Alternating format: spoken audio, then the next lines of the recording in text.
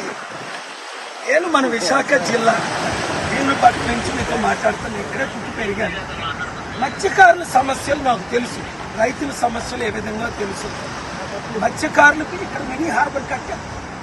ఎన్ని సంవత్సరాల నుంచి అడుగుతున్నారు, ఎవరైనా పట్టించుకున్నారా?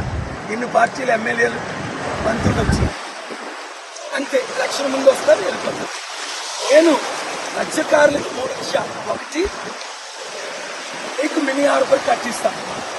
2, మీరు ఫిష్ ఎక్స్పోర్ట్ చేయడానికి మంచి అవైలబిలిటీ ఫెసిలిటీస్ అన్ని నేను ఇస్తాను.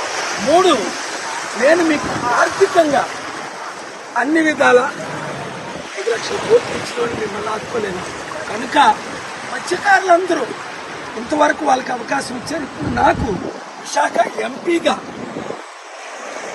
కొండ గుర్తుకు ఓటేసి సీరియల్ నెంబర్ 16 ఒక్క అవకాశం ఇవ్వండి.